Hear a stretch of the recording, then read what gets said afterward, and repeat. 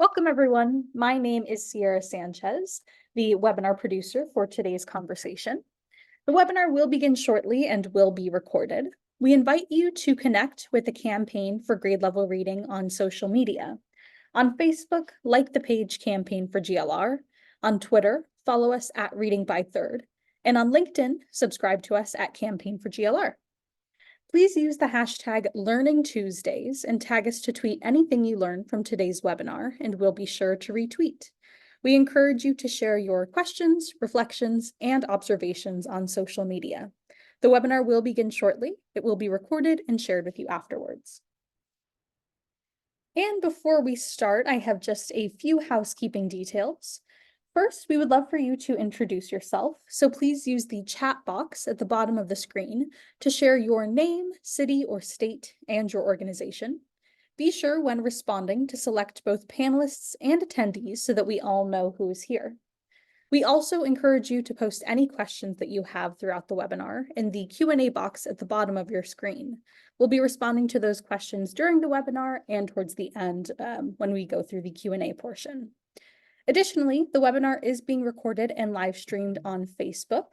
A link to the recording, as well as any resources, slides, and bios shared during the conversation, will be sent in a follow-up email to all who registered. Additionally, we'll be posting a brief on-screen evaluation during closing and highly encourage you to respond. This updated poll helps us with our commitment to continuous improvement.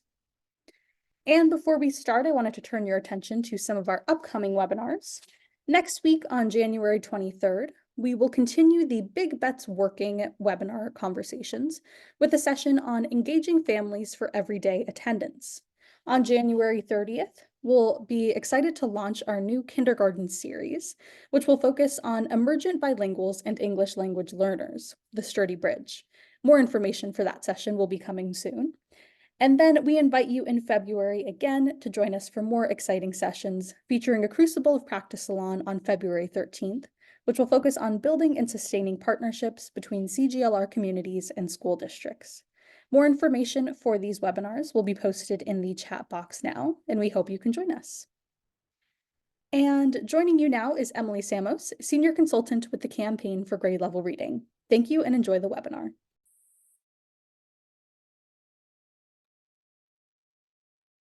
Thank you, Sierra, and hello, everybody, and thank you so much for joining our today's GLR Learning Tuesdays webinar titled Big Bets Working, Keeping the Commitment to Tutoring Alive and Strong.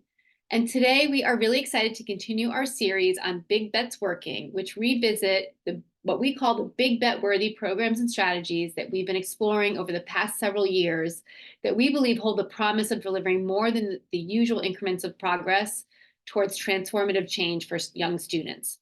Our Big Bets Working series will lift up and celebrate where and how some of these big bet-worthy approaches are enabling educators and their community partners to move the needle on equitable learning recovery for children in economically challenged, fragile, and marginalized families. One of the most prominent and most important of these big bet-worthy strategies for learning recovery, of course, is tutoring. Since December of 2020, the Campaign for Grade Level Reading has been lifting up high dosage or high impact tutoring as a smart investment and effective response to the learning loss children experienced during the pandemic. Last year, CGLR also devoted several sessions and brought in expert speakers to discuss the unfortunate data indicating that learning recovery largely stalled during the 2022-2023 school year. So this data, coupled with the looming ESSER funding cliff in the fall of 2024, creates a big risk that the current attention towards tutoring could quickly burn out. Students who are now benefiting from this support and those who are not yet receiving tutoring but could benefit from it could be cut off from this opportunity. Yet we know there are models of effective tutoring programs that are delivering measurable and meaningful results for students, prompting us to pull today's learning opportunity together so that we can explore, one, how we know that tutoring is effective and working for students, and two, what elements in a program model lead to success for students, for schools, for tutors, and for families. And three, what keeps a tutoring program strong and thriving, and how can we distinguish and code these effective elements and characteristics so that they can be adopted and replicated by more programs to achieve impactful results for more students. And of course, we will also explore what it takes for a community to adopt and sustain the elements that need to be in place for success. We are joined today by both national researchers and experts who are familiar with the landscape of programs and can share the bright spots across the country, along with prominent program leaders who have had great success in accelerating student learning and can share what makes their programs effective, including how they recruit and support tutors and make the best matches with the students needing this important intervention. Today's discussion will be moderated by Pete Lavarini, who's been with us several times before. He leads the Overdeck Family Foundation's Innovative Schools portfolio, which aims to expand access to tech-enabled student-centered K-9 learning environments. Pete is a former sixth grade teacher with experience leading district-level initiatives for New York City public schools and Pittsburgh public schools, in addition to helping social impact organizations set and operationalize strategies. So we're very excited to have Pete as our awesome moderator. I'll turn it over to him in a second after I get the chance to introduce and welcome and briefly introduce our esteemed panelists. And I just want to remind everybody, I will be just quickly kind of introducing who they are, and that full bios have already been posted in the chat. We'll post them again so you can make sure to read all about them. I'm just previewing who we have with us today. So our presenters today include AJ Gutierrez. He is the co-founder, vice chair, and chief of marketing and communications at Saga Education. Prior to this, he was with Saga Innovation, Summer Search, and Match Education. AJ has also served as a core member with City Year and as a service project coordinator with the College Orientation Workshop. Kevin Huffman is the founding CEO of Accelerate, a national initiative that seeks to embed high-impact tutoring and personalized learning in public schools. Huffman is the former Tennessee Commissioner of Education, where he managed the State Department of Education in its efforts to advance the academic progress of nearly 1 million students. Linda Jacobson is a California-based senior writer for The 74, which I'm sure you're all familiar with, covering Congress, policy, courts, early education, and more. Prior to The 74, Linda spent 3 years at Education Dive, another publication I'm sure you're all reading, writing and editing a blend of news and features with special focus on school and district leadership. Susanna Loeb is a professor at the Graduate School of Education at Stanford University. She is also the founder and acting executive director of the National Student Support Accelerator, which aims to expand access to relationships-based high-impact tutoring in response to the COVID-19 pandemic. And finally, Philip M. Robinson Jr. is the Chief Impact Officer at Reading Partners, where he is responsible for coaching, supporting, and managing all regional executive directors, overseeing more than 400 site and national operations staff, and building external partnerships and business development opportunities. So welcome to all of you. We look forward to engaging with and learning from you. And I am now very excited to turn it over to Pete Lavarini to get our conversation going. Pete, it's all you. Thank you so much, Emily, and welcome everyone. I am really excited to be here today to talk about the incredible impact that high impact tutoring is having on millions of students.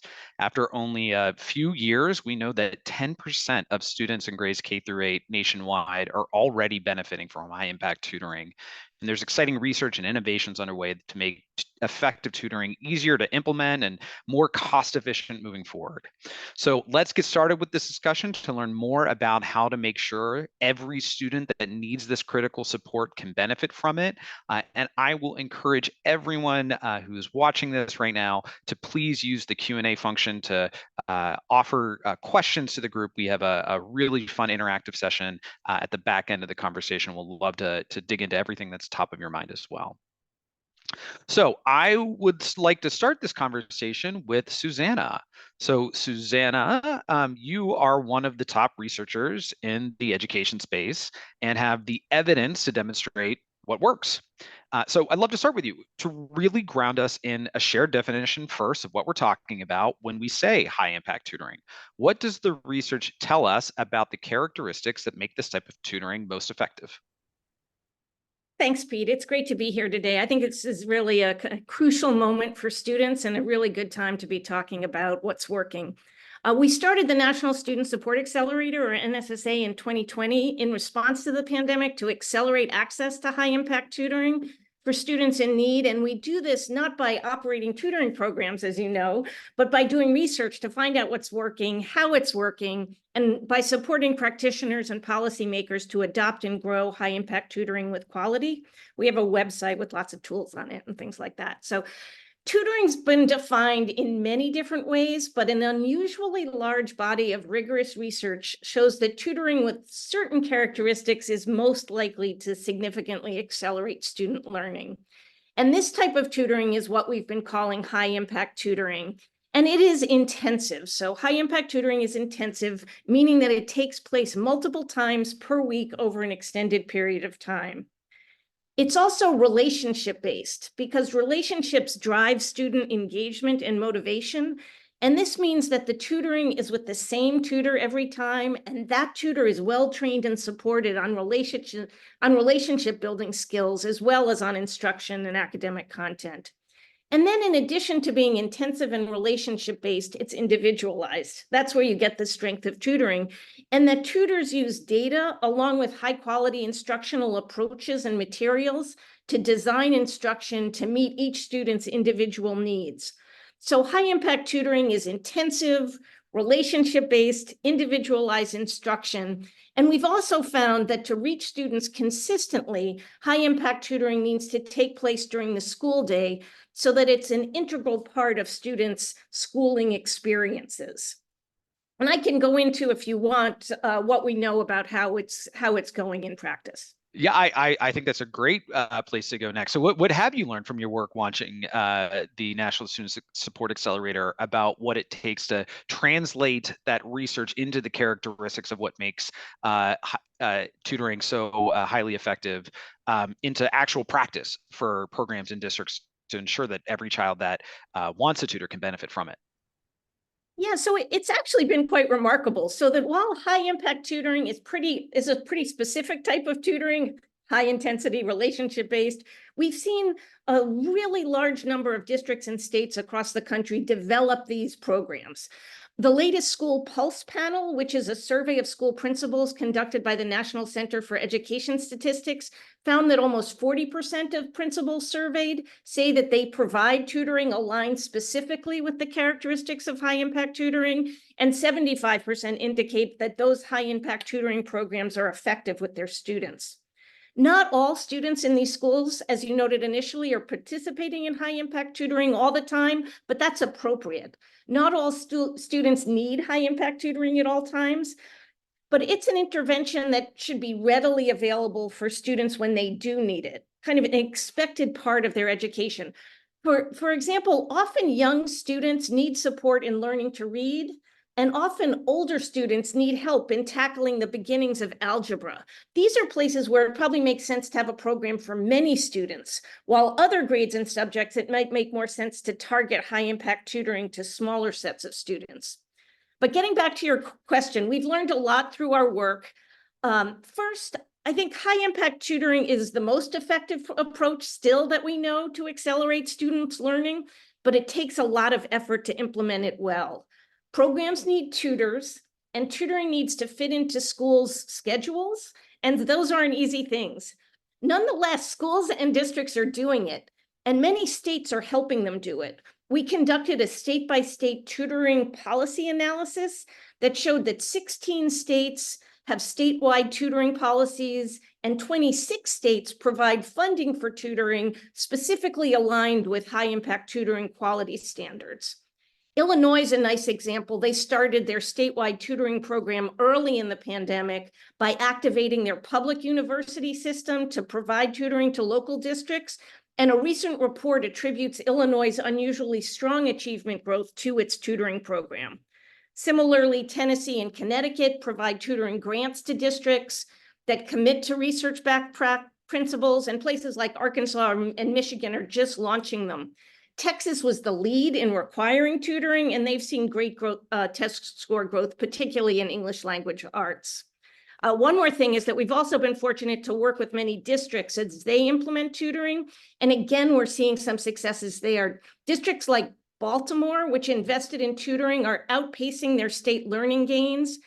We're also collaborating with Future Ed to put out several profiles of districts who are successfully implementing high impact tutoring, which should be out in the next couple of weeks. And those will provide the stories behind the implementation to help practitioners, educators even better understand how this type of tutoring might work in their local context. So there's a lot that's being done out there in addition to kind of specific randomized control trials of effective programs, which even during the pandemic, we're seeing strong effects. And I think one of the things we've learned there is that it's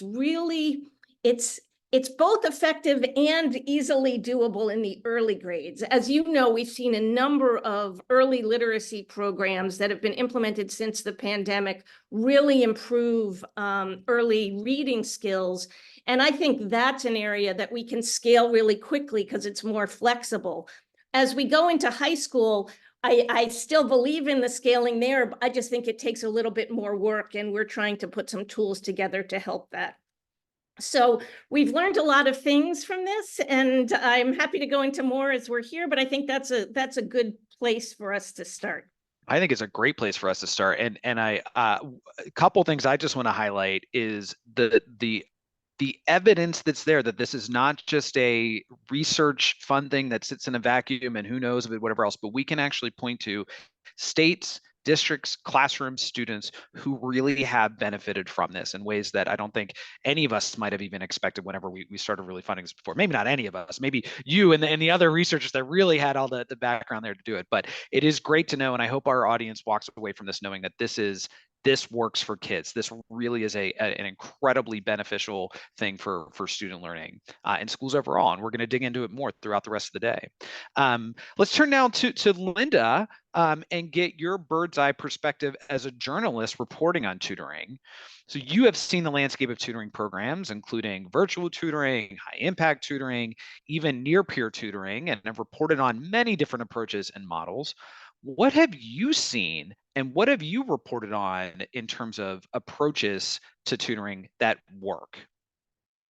Thanks, Kate. I thought what I would do is maybe highlight 3 different stories that we've done at the 74 that I think provide very different angles on what we're learning about tutoring. Like you said, very different models.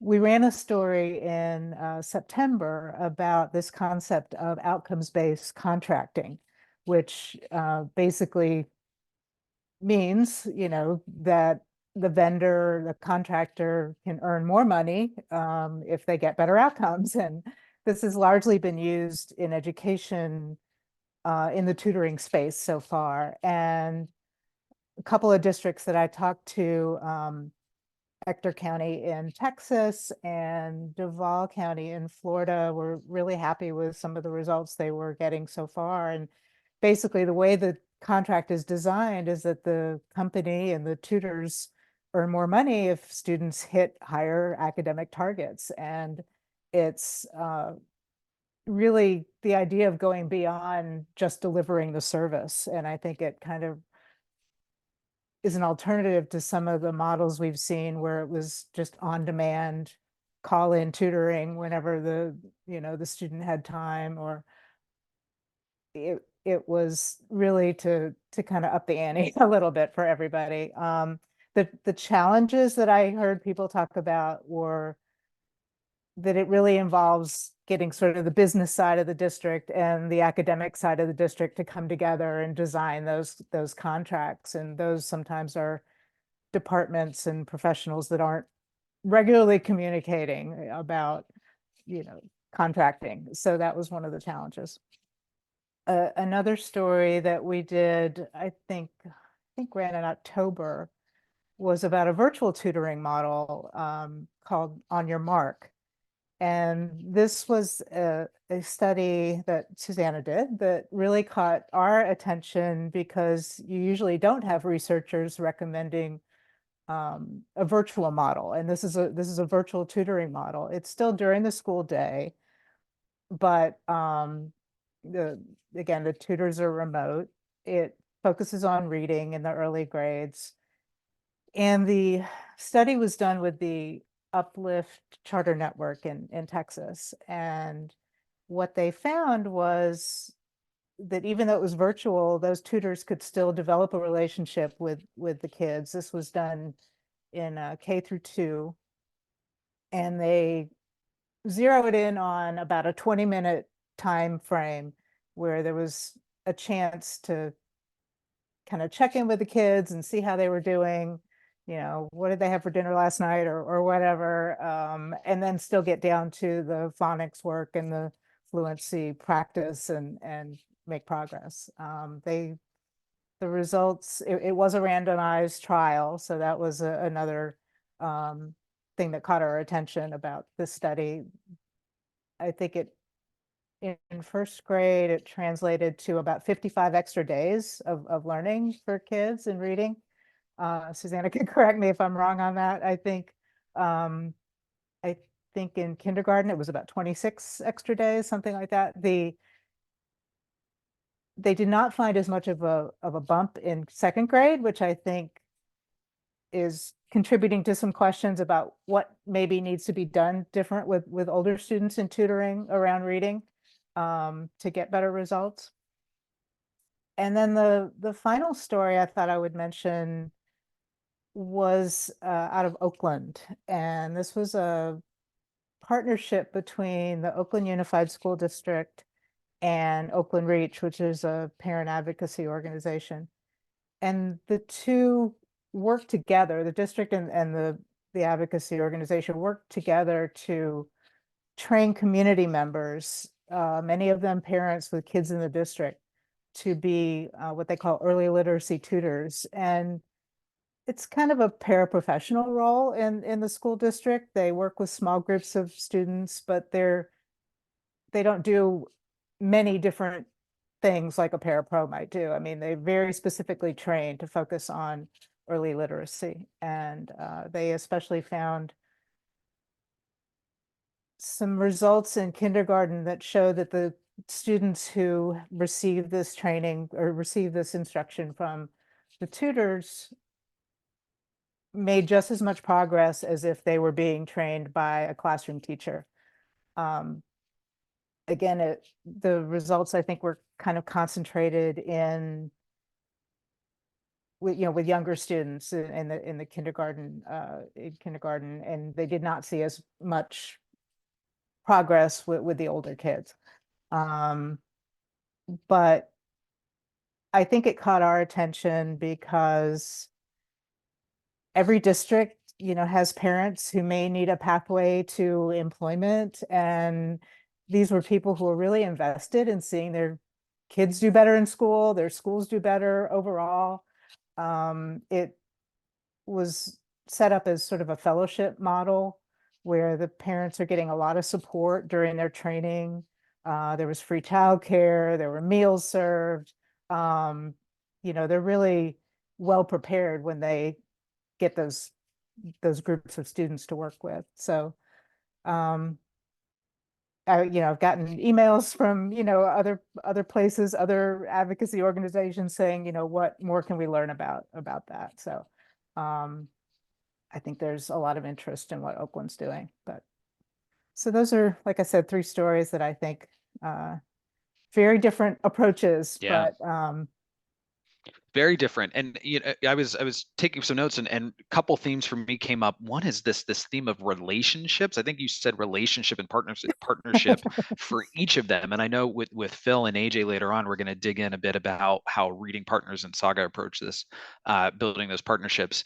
But the other thing that struck me, Linda, is how these feel really innovative. On each of the 3 examples that you named feel like feels like it requires the school or the district to really behave innovatively, behave differently than they had before. And I'm curious in your reporting if you surface anything about how those districts and schools created the space for themselves to operate in this new and innovative way, and if there's any lessons that our communities on the call here could take from just sort of giving themselves the space to try new things, do work differently, to make sure that these really effective practices can have the impact that we know they can. Well, I think the timing has continued to improve with districts knowing that they need to help kids, make up for learning loss, and now teachers have such vastly different levels of kids in their classroom. They always have had that, but even more so now with the pandemic, and the great timing with the folks at Stanford, and with the research that continues to point people in the direction of some of these models. And the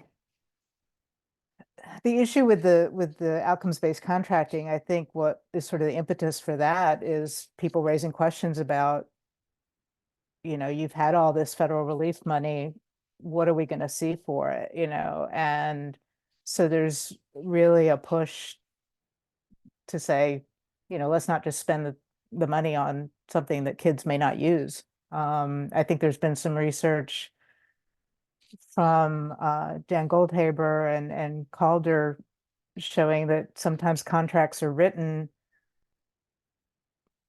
just to deliver the service, and even if it's not being delivered, the company's still getting the money. So I think there's been a lot of questions around that has pushed districts to really look for effective models. Yeah. Thank you, Linda, and thank you for pointing out the fact that all of us on this call have some really great resources available off the shelf to communities across the country looking to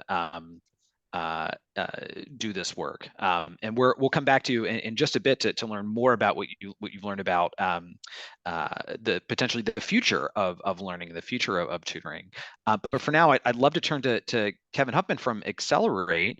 And Kevin, your work is at multiple levels. So I'd love to hear from you what you're seeing work with both the providers of tutoring programs in schools at the local level, and as well as with states that are seeing tutoring as critical to their learning efforts. Yeah, thanks so much. And it's great to follow on Susanna and Linda's thoughts, because I think so many of the folks that they were talking about are people who we've worked with as well and seen interesting things from. I mean, one thing I'd start by saying is I know it feels like there has been a lot of coverage of tutoring, a lot of discussion of tutoring and so on, a lot of attention over the last few years. But it's pretty early stages in all of this. And we are learning a lot as we go. And we're learning a lot about what works. We're learning a lot about what kind of delivery systems can work. We're learning a lot about does it matter based on age, based on subject level? And that comes out in some of the studies, even that Linda was citing, the On Your Mark study that Susanna had done, which is really important in showing that virtual delivery, synchronous virtual delivery can work. But there are additional questions that we're going to have to continue to explore as a field, I think, to better understand it. So that's one thing. There's a lot to learn. And similarly, it's early stages in the sense that even the people implementing are getting better as they go. And so you had cited the 10% figure. And what we have seen is that in different districts and schools, as they get deeper into the work, they get better. So Susanna cited Baltimore City and the work that they've done, and they've increased the number of students who are receiving tutoring by around 20% per year over the last couple of years. And they've improved their tracking systems, which allows them to help elevate best practices and manage the system against delivery better. Guilford County in North Carolina is another place that has done similar work, where over the course of 3 years, they've increased the number of students who are receiving tutoring and have improved the delivery in order to ensure that kids are getting it in the way that Susanna described, a way that works. Couple things on the state side. So one is, I do think there's a really important role for states in not just funding, but also in regulating this work in a way that can ensure the work success. So Arkansas just passed regulations this year against the law, the tutoring law that they had passed last year. And a couple of things that stand out in Arkansas's regulations. One is they're requiring reporting of dosage of how often the students are getting tutoring, and they're requiring reporting at the school district level. And this is really important. It sounds sort of obvious, except in most states that you go into right now, even when tutoring is funded and delivered, it's very difficult to get the actual information on how many kids got tutoring, which kids got tutoring, how many sessions of tutoring did they get. And being able to regulate that at the state level and put the districts in a position where then they're collecting that information from their schools is what will feed the continuous improvement cycle. It's also, I guess, worth noting that for states that are doing this, they are not just thinking of this as something that was pandemic era recovery. They are regulating things because they view this as a long-term strategy for improving student outcomes. And they view themselves as just starting the work and trying to get it right.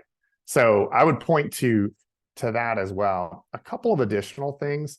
The outcomes-based contracting that Linda cited is also very early stage work. The Southern Education Foundation has been leading a lot of the work on outcomes-based contracting, and they have a number of districts that they're partnering with. This is something that makes so much sense for states and districts. What providers will tell you is our struggle is we need access to the kids and the time. And then what schools and districts will tell you is we need excellent delivery of tutoring and we need results. And outcomes-based contracting allows both sides to come together and guarantee that they're going to provide the thing that the other people need in a way that ensures that you're spending money efficiently. So I think there's enormous opportunity in outcomes-based contracting as a policy mechanism for improving outcomes over time for states and for districts. So all this to say, I'm very bullish about the possibilities. I guess I would close by saying something that again seems somewhat obvious. There are lots of different kinds of tutoring that can work when they meet the parameters that Susanna was describing in terms of number of sessions and small groups and adherence to an aligned curriculum. You have to actually ensure that kids get that tutoring and that they get it in the amounts that they're supposed to get it in. We work with a number of researchers, and Harvard had done some analysis of districts across the country. And in the first year that they analyzed these districts in their implementation, the districts were falling way, way short of delivering the 3 sessions per week that kids actually need. And this isn't a knock on those districts because, they were working with Harvard because they wanted to know what was going on. They want to get better. But kids were simply not getting the 3 sessions a week. And if you deliver 1 session a week to kids and then you measure the outcomes and they haven't improved that much, that shouldn't be shocking to any of us. And I think above all, I would encourage everyone to think about metrics at the school, the district, and the state level that ensure collecting the kind of data that you need and reporting it so that we actually know whether kids are getting what they're supposed to be getting.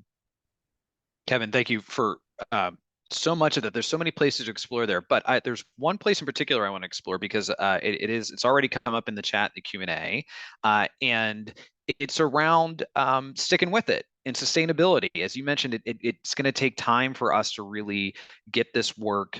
I don't even say perfected, but better, ingrained. We're going to learn more about how to do it, et cetera. But I think everybody's a little worried about the upcoming ESSER funding cliff. So from your perspective, can you point to any models of states that are working to ensure that the work can be sustained past ESSER funding? And if so, what might we learn from them? Yeah, well, I think a lot of states right now in the legislative sessions that are just beginning are going to start taking on some of this. So we work with Louisiana, which is right now trying to think about how are they going to include tutoring as something that they fund in an ongoing way via the funding formula that ensures that this becomes something that transitions out of ESSER funding and into the general state formula, which I think is where states are going to have to go over time. I point to one resource and one thing that I think provides some opportunity. I think Emily may have put in the chat, but we worked with partners at the FedEd group on a paper on braiding federal funding to pay for tutoring. So taking existing streams of federal funding, braiding them, and using those in an ongoing way to pay for tutoring. Also, I don't know how many people noticed, it seems to have flown under the radar a little bit in the reporting that the US Department of Education put out guidance this past week that will allow states, if they are applying for the opportunity to extend the expenditure of their ESSER funding an additional 18 months, and highlighting tutoring as one of the uses for that funding. And, you know, there's obviously a lot of work that states have to do in order to apply for it. And so it's not as simple as just filling out a form, but it's a huge opportunity, and it's a huge opportunity that would extend funding into 2026, which I hope people will take up. And I hope that tutoring programs and providers will encourage their states to do as well. But I would be on the lookout this legislative session for states that are making the transition from funding it via the federal funds into their state funding formula, which is what has to happen over time. And the last thing, which is, you know, I'm sure easier said than done, but there are ways in which tutoring as an intervention is simply more effective than other interventions that have been funded in the past with existing state resources. And I think people are going to have to think about what things they're going to transition funding from things that don't have as proven and strong a track record to tutoring, which does have a strong track record. Tennessee SCORE did an analysis this past year, and it's, you know, early stage data, but it showed that the students who were receiving tutoring as a tier 2 or tier 3 intervention were actually growing more than students who received other tier 2 and tier 3 interventions, which is interesting. It's something that should be studied more because there are whole funding streams devoted just to those interventions. It's super helpful, Kevin, and I think one takeaway I have from this chat is, if I was a community that maybe hadn't started getting into tutoring, high dosage tutoring, or if I was a community that was worried about the future, what I would hear from you is a little bit of hope that there is still funding available for this to work. If funding is your biggest hurdle in getting there, there are resources available for you to tap into other funding streams besides ESSER, and there may even be an opportunity to tap into ESSER funding even moving forward. So excellent, and I know that we have some resources in the chat to help anyone who's interested in finding out what those opportunities may be are available in the chat as well. Speaking of chat, I'll make another plug. We've already got a number of great Q&A questions added to the Q&A. Please continue to add those in. We're gonna get to the audience Q&A in just a bit, but I am going to turn now, looking at time, I want to turn now to our two providers. I'm going to turn to Phil and AJ. Really excited to continue the discussion about successful integration and program sustainability. These two gentlemen in front of me have achieved really their programs have achieved really incredible measurable success on academic advancement for students as leaders of reading partners and SOG education respectively. And so from each of you, I really want to get into what it takes to recruit, support, train, and retain excellent tutors, and how you build and sustain relationship with schools. So Phil, let's start with you. Can you provide a quick overview of the Reading Partners Tutoring Program for those that aren't familiar with it? And tell us a bit about what the results of Reading Partners Tutoring looks like for students. Sure. Thank you, Pete. And it's exciting to be here and part of this timely discussion today. This year, Reading Partners is turning 25 years old. And really at the pillar of it are two bases of our foundation, which are one, We believe that reading is a civil right. And two, we believe that all students have limitless potential. So Reading Partners is a national education nonprofit. We focus on early childhood literacy, and we're powered by national service, which is a really key piece. And we partner with schools, community-based organizations, volunteers, families, and we provide twice weekly, 45-minute individualized tutoring, which is differentiated depending on where the student is, and other evidence-based literacy supports in order to help students move along. And we usually look for students who are 6 months to 2.5 years behind in literacy and reading that we really focus on there. I call that really the students who need tier 2 supports that we really focus on. And we really believe in promoting educational equity. And we do that in marginalized communities. And we believe it's really important to, and this gets to the relationship piece, to not go in to do something for someone or to someone, but to work with communities to be able to make the changes that we would like to see alongside our partners. And we believe in innovating our programs over the years. So many people know Reading Partners from the traditional program where we're in the classrooms every day, working with principals and teachers and school districts to find chunks of time throughout the day to pull students out to do this type of work, where we create reading centers in each of the schools that we're in, where students can go into an inviting environment that's safe to begin catching up on their reading. But we also have gone into 2 other places. Some of the panelists talked about COVID earlier. We really have focused on one, online tutoring, which has really accelerated. And I believe Susanna talked about some of the data that demonstrated the impact that happens that's really strong from online tutoring. I can attest, having done it myself, working with students, it does really truly work. And we're also working in licensing and training partnerships with other nonprofits and organizations. Our belief is that we don't want it to just be us that is focused on this work, but we're part of an ecosystem of organizations who are supporting students, with the belief that other organizations can implement a version of our program, which allows us to reach even more students who may need our support throughout the country. So we've been able, as I mentioned before, we do twice a week, 45-minute individualized programming for the students that we work with. And what's really exciting is that we're in 12 respective markets across the country, and we're really seeing a lot of data. If people are interested, if they go to readingpartners.org, we've just listed our national impact report from this past year. And we work with over 6,000 students who receive 12 plus sessions of one-on-one tutoring. We delivered over 170,000 tutoring sessions in just last year. We've had over 7,000 volunteers. And so when I talk about national service, we have AmeriCorps members who run our reading centers every day. They're there to open up and to close. And then we also have volunteers from the community. And we believe it's important, that's our secret sauce, having volunteers from the community come in, partner with our AmeriCorps members, and work with students and teachers in the school. So it's really very much a community-based model working with the schools. And what we're really excited about is recently we had some results that show 85% of the students in K-2 reading have developed mastery of key foundational reading skills needed to read at grade level. So it's really, really important, this data that we're seeing. And I can continue to go on. But what I've demonstrated is that over the last 25 years, over 80,000 tutors, we've been doing this for a long time, have been able to work and provide over 2.7 million individualized tutoring sessions to about 500 under-resourced public schools. And so we work with a lot of different students, different backgrounds through this work. I'll just end with this piece. The Annie E. Casey Foundation, I think maybe about 5-6 years ago, came out with a report that said if a student got to third or fourth grade and they were behind in English, math, or reading, they had only a 25% chance of graduating at some point.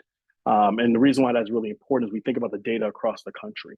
What we're really seeing is that for fourth graders, that roughly about 8 out of every 10 students from marginally disadvantaged households are behind in reading, and 6 out of every 10 students across the U.S., regardless of socioeconomics, are behind in reading. And so the imperative is now to do this work, and it really lines up what Annie Casey Foundation has found. And what we really believe is that you can deliver that partnering with the community, leveraging national service, and doing it in a way that both builds on relationships and uses data to drive outcomes and decisions. Phil, that's really incredible. Did you say 2.5 million tutoring sessions? So about 2.7 million individualized tutoring sessions Yeah, and Wow. for about 75,000 elementary school students. That's And phenomenal. so we've been able to do it. So yeah, thank you. That's really phenomenal. And key to that, as you mentioned, were I think you said 80,000 tutors, which wow. And I know I'm assuming many of the folks on this call are looking at you saying, "Man, I wish I could find 80,000 tutors. I'm having a hard time just getting a few for my school." So let's actually talk about that. How do you mentioned a bit about how you're really volunteer based. You have all these great partnerships with national service providers. How do volunteer tutors get involved with your work, and what kind of training does Reading Partners provide to ensure that those volunteer tutors will have a positive impact on students? Absolutely. Two great questions. And I'll give you a little bit of background about that and then two brief stories I think that'll capture that.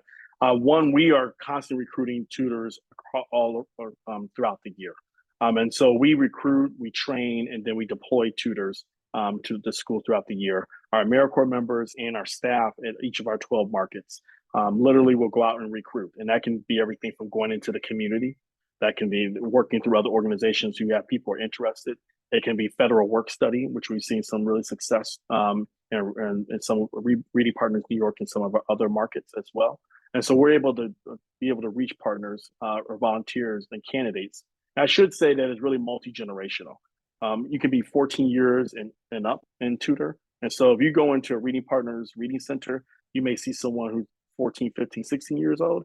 You may also see a retiree who's 75 or 80 years old, and they're all in that room tutoring. It's really powerful to watch when you walk in a room. These are folks from the community. These are folks who are involved in the schools in their neighborhood. And what we do is we meet our volunteers where they are.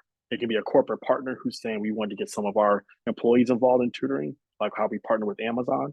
Or it could be folks who are in the community through a local church or other communities, organizations who are saying we have folks locally on the ground here who would like to tutor.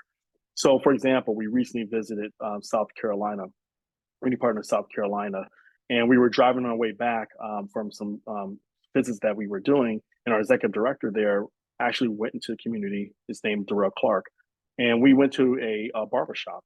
And this barbershop, not only did they have books there to promote reading, because we deliver over close to 150,000 books every year to individuals. He actually had a barbershop where people could sign up to volunteer. And so it's really going to the community where people are to be able to generate not only the interest, but then to train them. Then when we train them, we not only train them in really a research-based curriculum that is plug and play, that's easy for a volunteer to understand and be able to use. We also train them in what we call READY, race, equity, diversity, and inclusion work, to make sure that when you're sitting down talking to a student, you not only understand their background and where they're from, but also to be culturally competent, to understand how you can communicate with a student in the school district and the teachers in that particular school, and make sure that you show up in a way that is respectful, because you should be honored to be in the school to be able to help support our students in the work that they're being able to do. And the final thing is we're all constantly innovating on tutoring. So I was in Reading Partners Colorado last year visiting, and what was remarkable was 8th graders who had gone through our program, because it's basically, when you think about it, K through 4th grade, 8th graders were now tutoring kids who were younger than them who went through our program. And so that shows kind of that full circle loop of being involved, being able to catch up in reading, being able to be successful, and then being able to pay it forward to go back and help other students. So there's a multitude of ways you can do volunteering. And we really don't put it all on the table to be able to figure out how we can support the students that we get to work with every single day.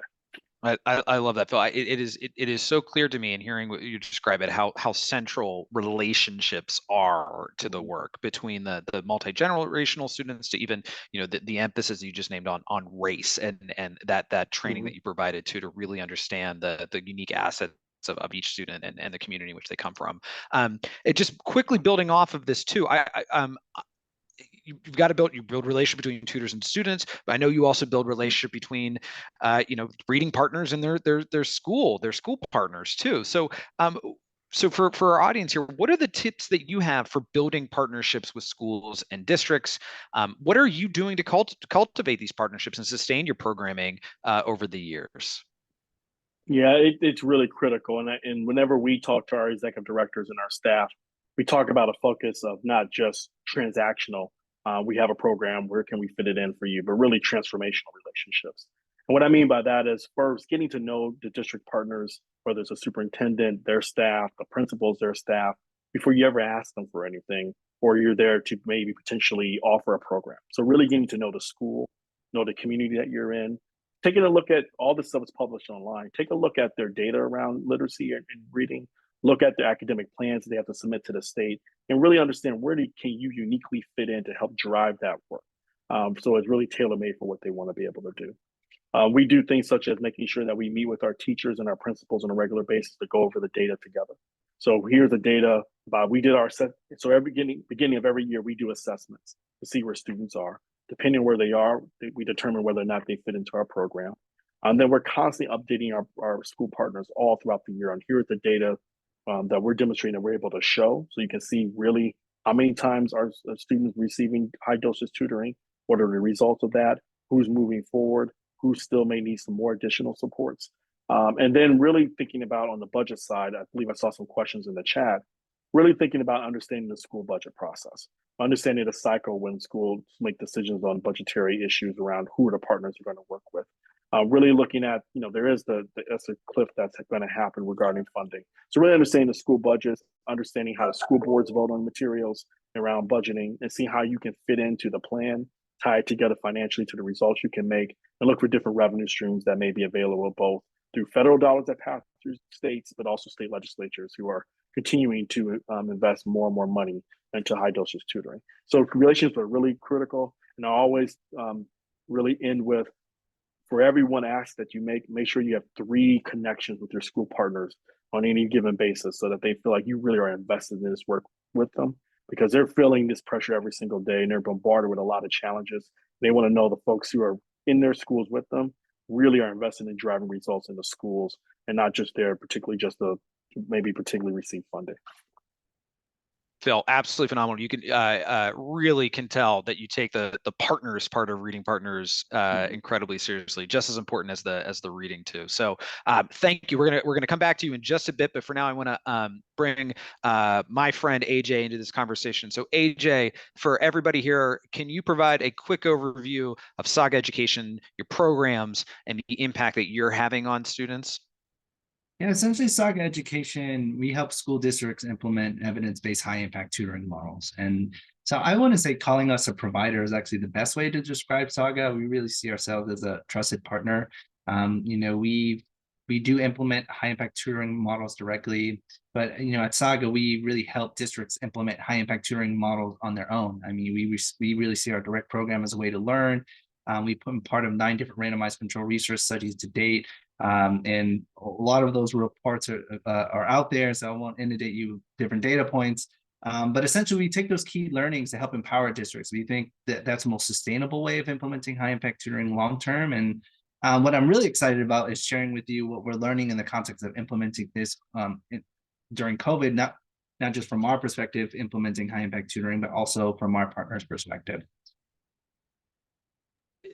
Absolutely. I think having the opportunity to work with you, AJ, over the years, it is incredible all of the ways in which your Saga is helping advance the field of tutoring and the ways you're in. And so I know one of the ways in which you have done, you at Saga have done a lot of research and spent a lot of time innovating and building evidences around the tutors themselves. And so what can you tell us about what Saga has learned about finding, training, and retaining high quality tutors? I think what's really exciting about the research we've been part of at Saga is that you don't have to be, a certified instructor to have really big impact on academic outcomes for students. And so at Saga, a lot of our tutors we've had a chance to work with are, recent college graduates, maybe some mid-career individuals, some retirees, but with the right supports in place through training, really intentional curriculum design and support, they can have extraordinary impact on academic outcomes, and as a way to supplement classroom instruction, not as a way to supplant core classroom instruction. And so that's really important from a human capital perspective. I think the pool of people who could potentially be qualified tutors is much larger than the pool of people who could potentially be high quality teachers. And so there's opportunity to tap into some really great talent. AJ, you mentioned a bit about the right supports for those tutors. What are those right supports? What do tutors need once they are, particularly if they're folks that have never taught for the first time or don't have a lot of experience working with young people who may be from different communities, different backgrounds from them. What is an organization like Saga doing, and what can others learn from you about how to make sure that they are supported as they start that work? I mean, if I had to pick a secret sauce for the results we get at Saga, it really has been training and ongoing professional development. And so, at Saga on our website, we publish our curriculum for free. So if you're looking for that, that's available for anyone on this call. Also, our training, we made a training platform that's agnostic to grade level and subject that's available. But even if you don't use Saga resources, being very intentional about what your instructional strategies, how to engage and use content effectively. That's really important. But you don't create rock star instructors from just a brief, 1 month long training. You really need to be intentional about ongoing support and observations. And so, once you get beyond the logistics stage and trying to integrate high impact tutoring during a regular school day, you can't forget about having a solid plan for that kind of support, for your tutors. Yeah, and I I think one way that Saga is looking to innovate on how to provide that ongoing support through for tutors is through innovative uses of technology. So I'm curious if you could tell us a little bit about how Saga is exploring how to use AI and other types of technology to support your tutors, to provide the right tutoring to the right students, and how you're ensuring an appropriate balance of high tech and high human touch in this relationship building. Yeah, I mean, I think, at Saga, we're really excited about the ways in which, technology can be used to make high impact tutoring even more cost effective, improve the effectiveness and efficiency of tutors. When it comes to ongoing professional development, it's still a very human capital intensive approach. So can we use technology to help supplement or, train the managers of the tutors can do in terms of the observations? And so, we're working alongside University of Colorado School of Mines and through funding through the National Science Foundation and the Levy project, where we're working on an AI platform that could provide coaching just as effectively as a human instructor on a set of instructional strategies. And so that's really exciting because now we can have a really quick way to get a sense of the quality of tutoring that's happening, especially if it's happening in a live online context, but also, give our trainers information to help them be more targeted in the types of supports and trainings they provide their tutors. And we think that these types of technology are emerging and be really game changing in how we think about scale and support long term. Love it. So thinking about scaling and sustaining long term, I know that you're also exploring strategies and developing resources to help cover the costs of tutoring. So tell us a bit about the strategies and resources that you're developing for your partners. Yeah, I think in terms of some of the exciting things we see happening from our school partners, especially in Mexico, we have a lot of rural district communities. One of the things they've been doing is exploring how to use a part-time labor force to provide tutors during the regular school day. And we also see through the National Partnership for Student Success, lots of different universities exploring how to leverage work-study funds to provide not only a stream of revenue for district leaders to tap into, but talent as well. So I'm really excited about the possibility of continuing to explore how work study students can be really great tutors and mentors for kids. We have a really in-depth white paper on this topic that any of you can access to get a sense of what people are doing right now. It's not Saga centric. It really focuses in a lot of other partners and universities doing this work right now. So definitely take a look at that if you're interested in that topic. And I also see an opportunity for districts to consider even being an AmeriCorps partner. So that's another opportunity to tap into a different revenue source. If you're looking, if you don't think work study is a good fit, that could be an alternative for districts to consider as well.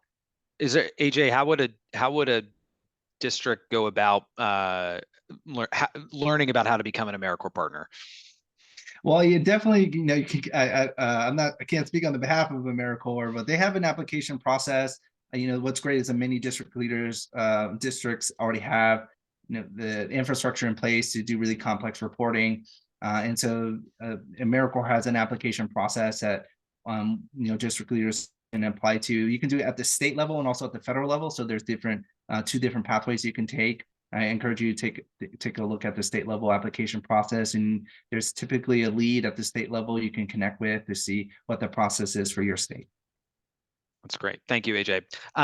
So want to hear, this is a question for both of you. So you both, each of your organization work in dozens of communities with tens of thousands of students. What have each of you learned about who high impact tutoring is best for and why?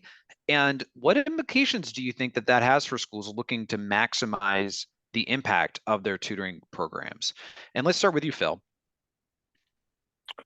Sure. No, thank you for that question, Pete. I think as we continue to evolve, what we found is different opportunities work for different tutors. So if you're a tutor, for example, and you're in San Francisco, traffic's 2 hours to get to your school, being able to have the online opportunity through Reading Partners Connects allows you to build a rapport with a student, connect with a student twice a week that only fits in your schedule, but allows you to connect with them in a way you maybe wouldn't be able to do. So that allows that particular type of person to be able to do that. If you're a retiree who loves the in-person working with a student, having our traditional classroom model works for particular tutors as well. What we find is the more tutors are from the particular community that the school is in, not only the higher rate of being able to recruit them, but their retention rate is higher as well, because there's a level of ownership to that particular school, a level of commitment to the students there, because that's in your backyard, it's in your community. You want to see that school thrive. You want to help students thrive. And so we really try to look at the different models and how it may fit a particular person. So when someone applies, they fill out the application, we interview and we talk to them. As they're going through the funnel and we're training them, they do get an opportunity to determine where do they want to go. And we have found that in many instances, if you take 5 people from the same company, depending on their background, their connection to the community, their work, there are different ways that they're able to provide tutoring. And our goal is to meet people where they are. And so if that's what works for you, and you're an executive on the go, but you want to commit to doing twice a week, great. If you're a work study student who says, I have a lot of classes loaded up, I can't get to the classroom, but I can do online, wonderful. If you're a stay-at-home parent, or you're a retiree, or you're just someone who's working the third shift and so you have time during the day, perfect, you can come into our classroom. What we're also really excited about is then the partnership work that we're doing. Not only are we helping recruit volunteers for other nonprofit organizations, but those who already have built-in volunteers. I saw that's one of the questions in the Q&A. We're able to then leverage our kind of open source programming, if you will, to be able to allow organizations to deliver that as well. So that's reaching another type of tutor. And so our goal is to continue to expand. And then the final piece is around AmeriCorps. I know I've talked about the power of national service. There are also those who want to dedicate an entire year or 2 or even 3 years to every day running a reading center and or tutoring students in the reading center. And so that's another stream of volunteers that we're able to work with, and we target and recruit. And we have close to about 400 of AmeriCorps members any given day annually who are throughout our 12 markets, providing that on the ground support as well. AJ, what would you add? I think the other thing I would add is that when it comes to the students who benefit the most, if you're a district trying to implement high impact tutoring, you don't have to worry about providing a tutor for every single student in every subject.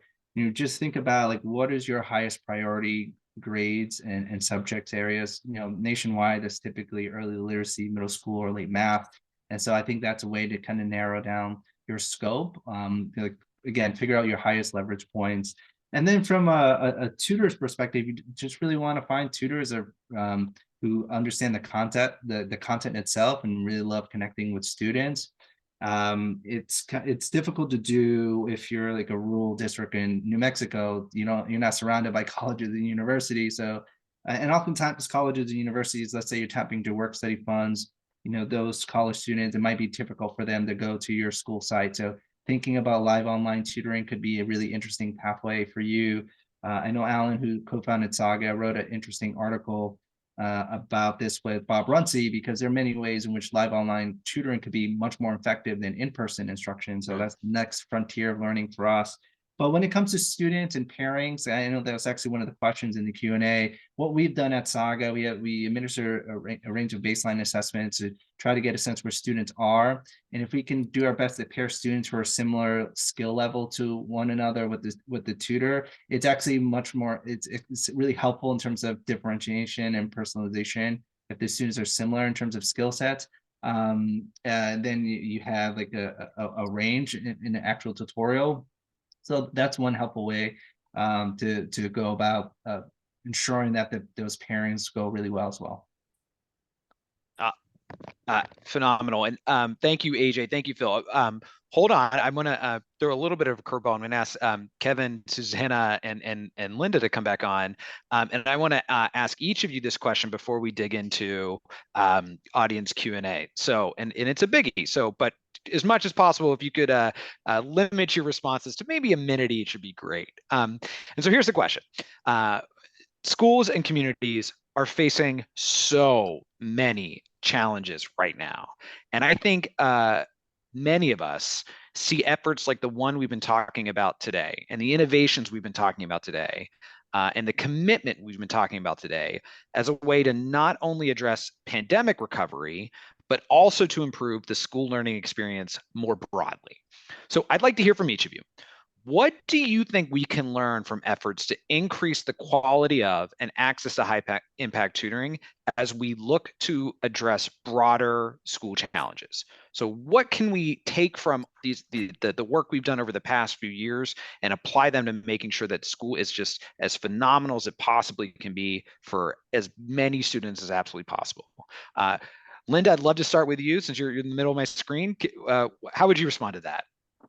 Put me on the spot. I think there was a takeaway from the study, or it was more of an evaluation on the Oakland program that kind of stuck with me.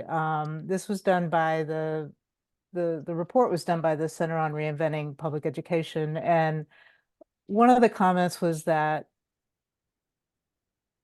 the traditional model of, especially in the early grades, of a teacher trying to teach 25, sometimes 30 kids to read, has failed a lot of kids, and that it's really hard for one teacher to provide that individualization that some kids need, especially coming out of the pandemic, and that tutoring they were seeing tutoring as really a way to sort of disrupt that traditional model and from the outset, provide kids, at different levels that more targeted instruction, which, and that sort of takeaway stuck with me. I think another,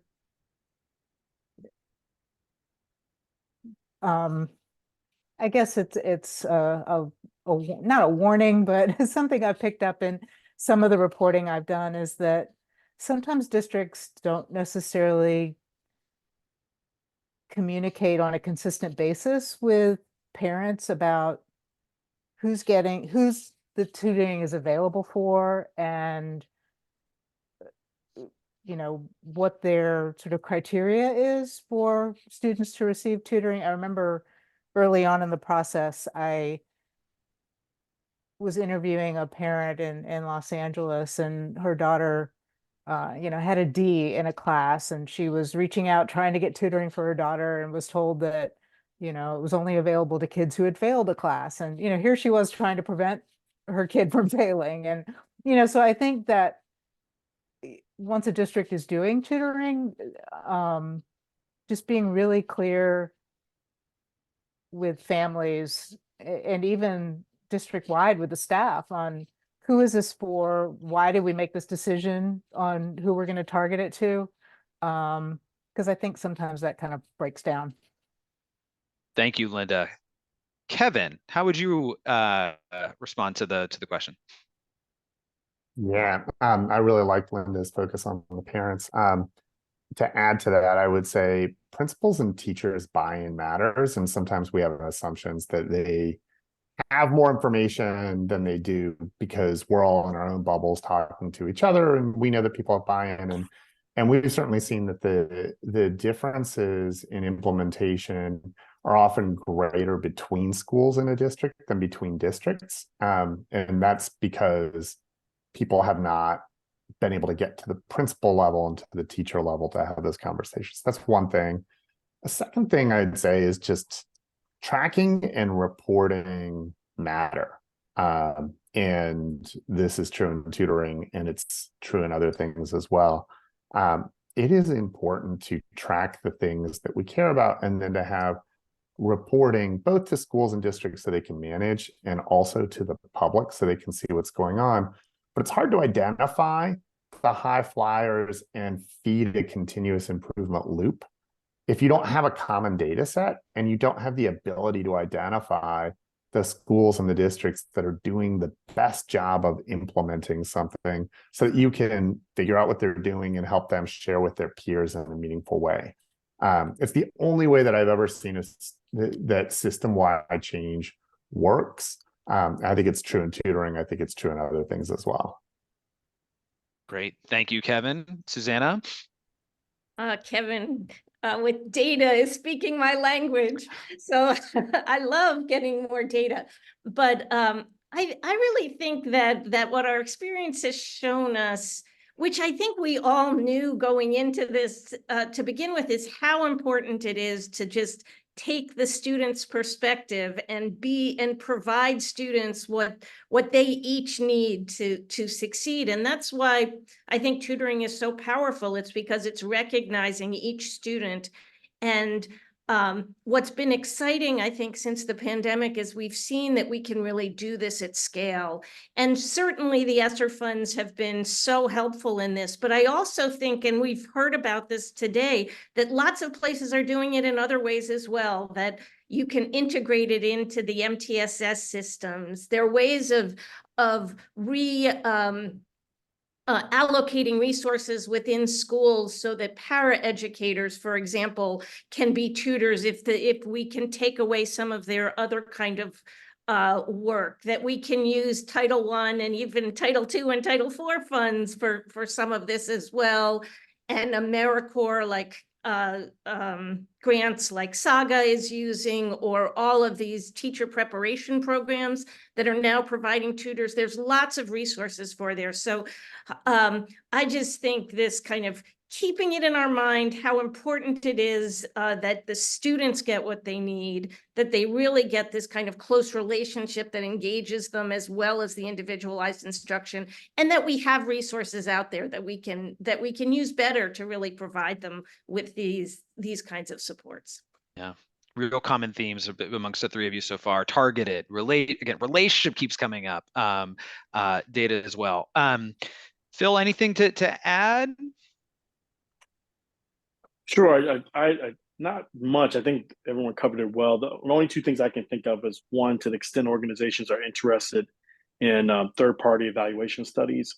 If you ever see any that are open to assessing your organization or seeking them out, it's always helpful, both as the barometer to measure, but also it's helpful to have someone else come in to say, hey, yeah, this does work, especially when you want to work with external stakeholders and other organizations as well to track data as well. And then also climate surveys for students. One thing that we've noticed is that sometimes students aren't always asked, well, how's it working for you? Everyone else in the room and all the other adults are talking about it, except for the students. So to the extent, sometimes climate surveys to ask the students directly, is this working? Do you feel like you're progressing? What's important to you? It's important as well. Great. AJ, last one before we dig into the audience questions. And this question is about sustainability, Pete. The question is more about what do you think we can learn from the work about from high dosage tutoring about changing and improving the school experience more broadly?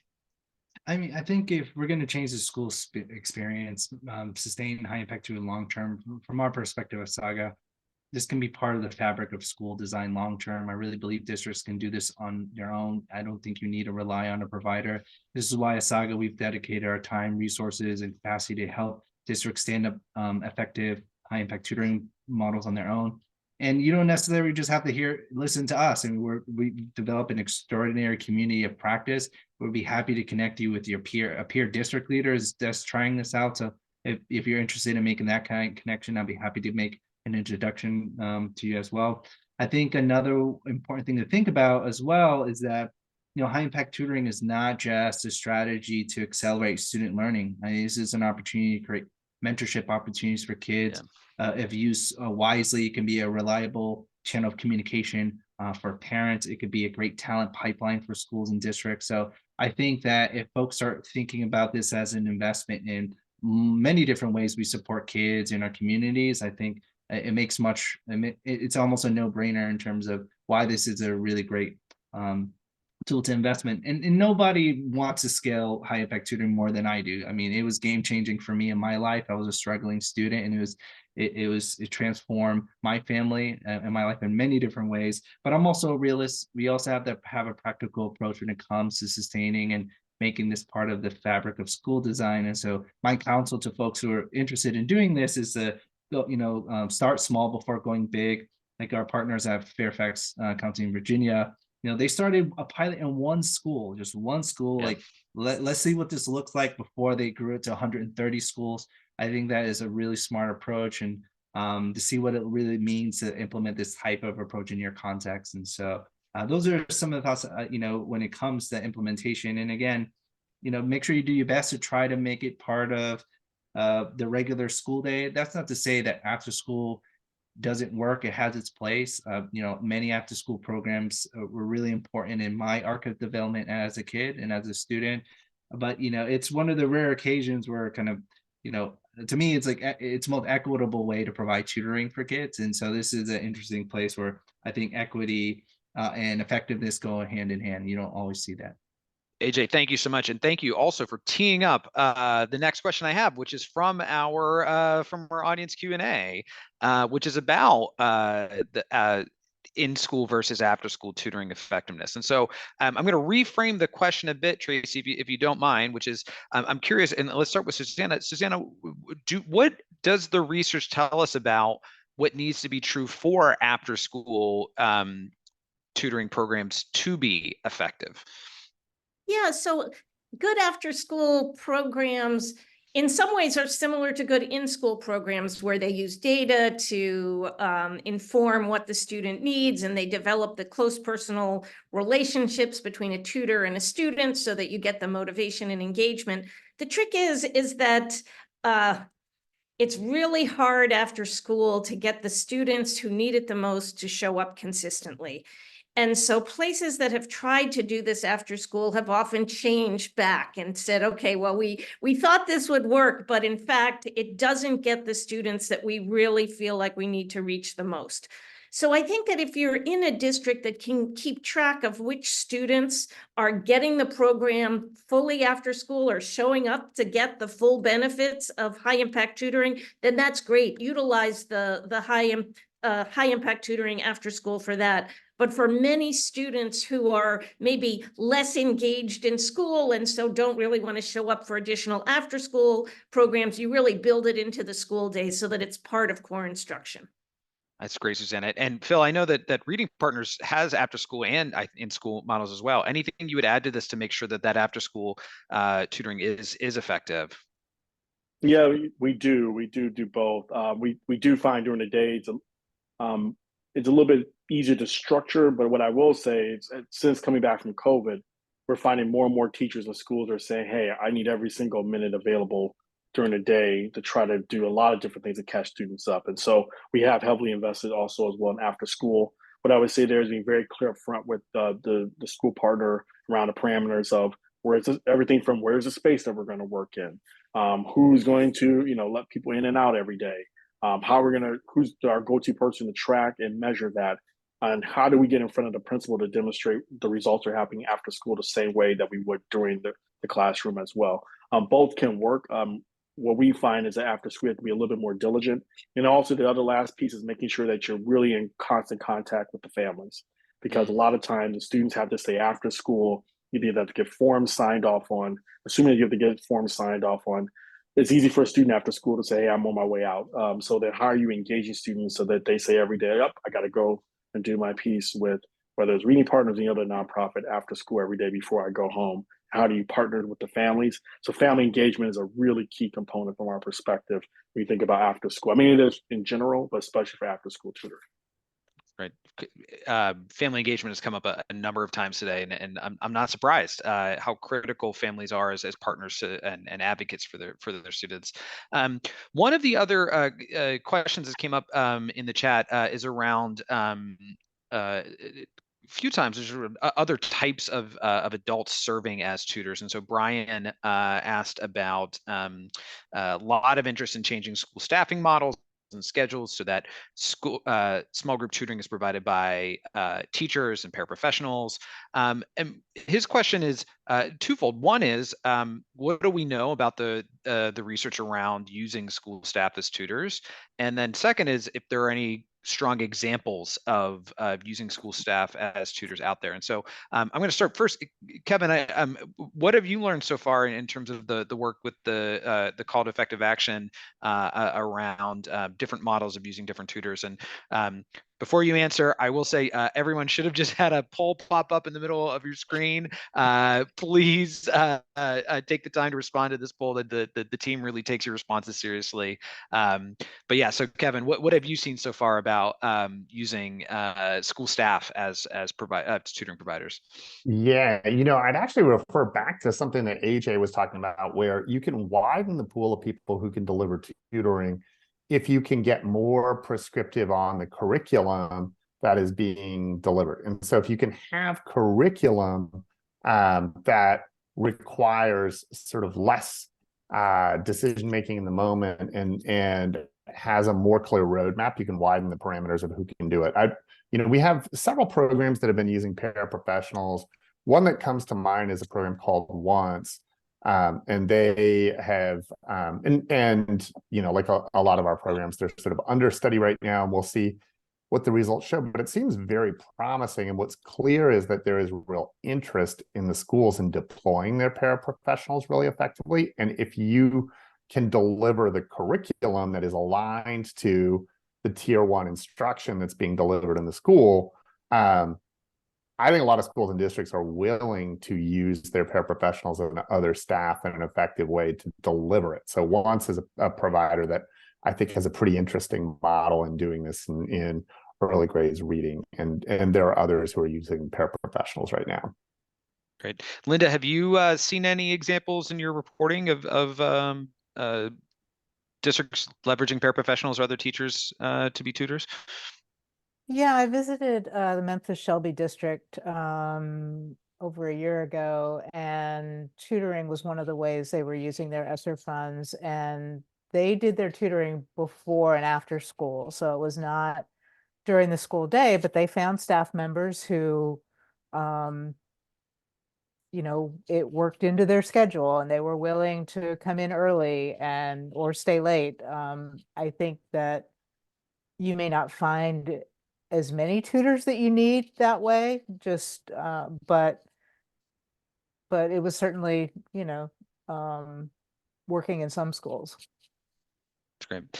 It sounds like for one of the things I'm hearing for both using paraprofessionals or even working after school is, as much as possible, high quality curriculum, being super clear on the responsibilities of each partner, getting parents involved to educate this. So a lot of these same things are coming up to make this work, and it's great. It seems like it's a very actionable set.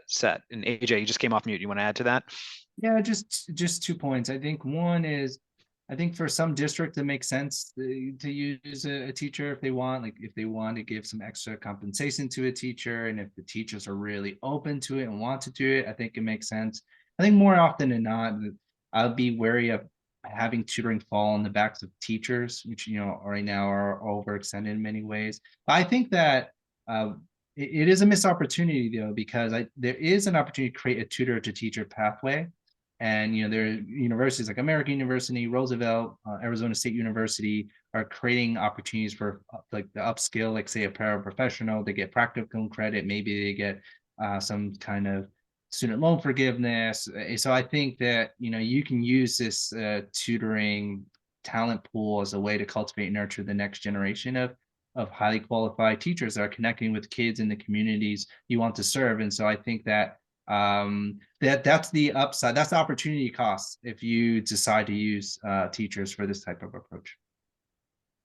That's great. Great. Lots more questions in the chat. Thank you all.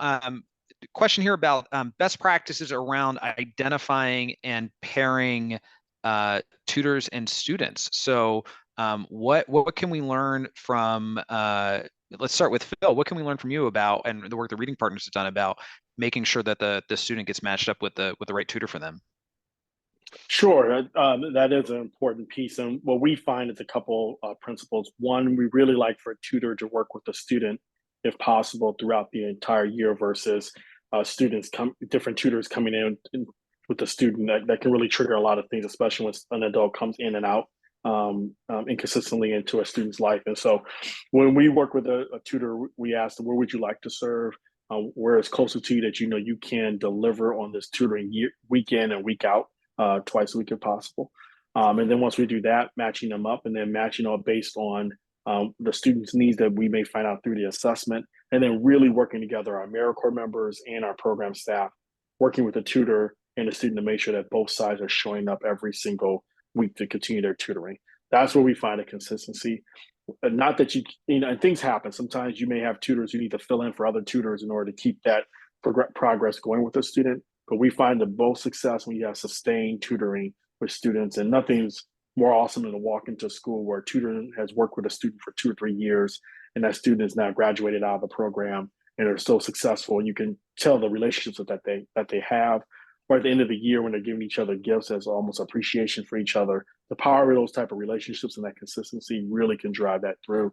And that's what we recommend. And so we really spend a lot of time on the front end figuring out where can we can ensure that the volunteer will be able to deliver that service every single week, and then making sure what can we do to make sure the student's able to attend every single week, and making sure the school districts are involved in that process as well.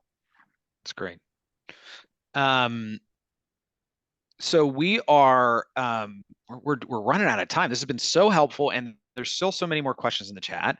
And I think a general theme of the question in the chat is, how do I get more information? There's still, I'm sure we could have another, I don't know, days of conversation about answering all the questions. And so there've been a number of links in the chat, but I'm curious to each of you, where would you suggest folks go? Who would you suggest that they speak to? Who would you, what advice you have for folks to learn more about how to make this work in their communities? And this, in other words, this is a time to do a plug for all of the great work you're doing. Linda, you're off mute. If you want to start first, where do you think folks should go to find out more information? Well, obviously, Susanna and the accelerator. It's been fascinating to kind of watch that work grow, and we have another story coming out tomorrow about some research that they've done on a model called Chapter 1, and it focuses on a large urban district, Broward County in Florida. So it shows that districts of all sizes can implement this. So Susanna? Yeah, I'll jump into. So we have a website, studentsupportaccelerator.org, and we've really tried hard to create tools that make it easy depending on what role you're in. So it's very specific to you and trying to help support good implementation. And we're always there if you just want to reach out and ask questions. So that's one option. That's great. Kevin, how about you? Yeah, I think, Susanna's website is tremendous. At our website, accelerate.us, we are trying to keep updated with things. The 74 million does incredible reporting. And so staying up to date on their reporting on what's happening is really important as well. And actually, Overduck Family Foundation, just to kick it back to you, Pete, you guys do an excellent job of highlighting things both on your website and in newsletters about programs that are getting good results. Yeah. Phil? Sure, I guess I would start off, if you're really interested, go to readingpartners.org. But I think for two reasons. One, if you want to see how a tutor orientation looks, or you're interested in tutoring, sometimes you find the best way to do it. And we work with a lot of other nonprofit partners, is to become a tutor, go through the process, see what it looks like, see the curriculum.